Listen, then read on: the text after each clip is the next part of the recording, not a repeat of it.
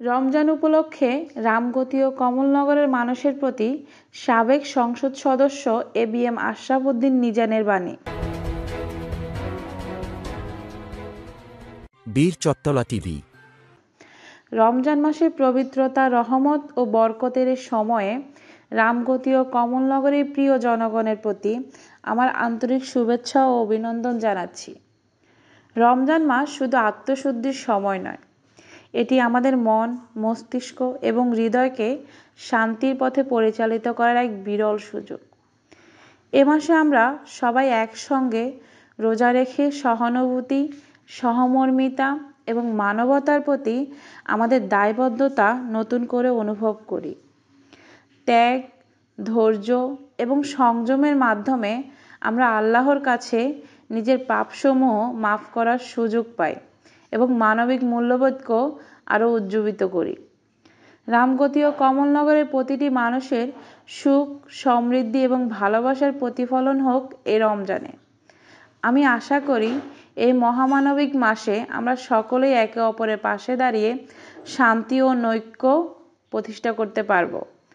সবাইকে রমজানের পবিত্র মাসে সঠিকভাবে রোজা পালন করার আহ্বান জানাচ্ছি।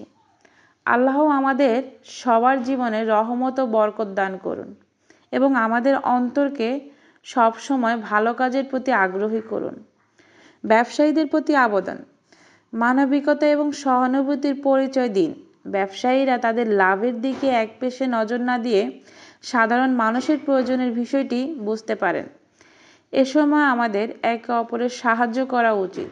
বিশেষ করে দরিদ্র ও মধ্যবিত্ত পরিবারগুলোকে সহায়তা প্রদান করা অত্যন্ত গুরুত্বপূর্ণ। বাজারে স্থিতিশীলতা বজায় রাখুন। ব্যবসায়ীরা যদি দাম বৃদ্ধি না করেন তবে বাজারে স্থিতিশীলতা বজায় থাকবে এবং জনগণ অর্থনৈতিক চাপ থেকে কিছুটা মুক্তি পাবে। এর ফলে বাজারের চাহিদা ও সরবরাহের মধ্যে একটি ভারসাম্য বজায় থাকবে, যা সামগ্রিকভাবে ব্যবসায়ীদেরও উপকারে আসবে।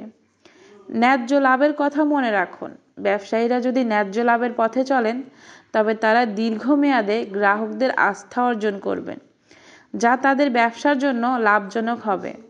তাছাড়া অসাধু মুনাফা অর্জনের ফলে মানুষের মাঝে বিরক্তি এবং অসন্তোষ সৃষ্টি হতে পারে, যা ব্যবসায়ীদের জন্য ক্ষতিকারক।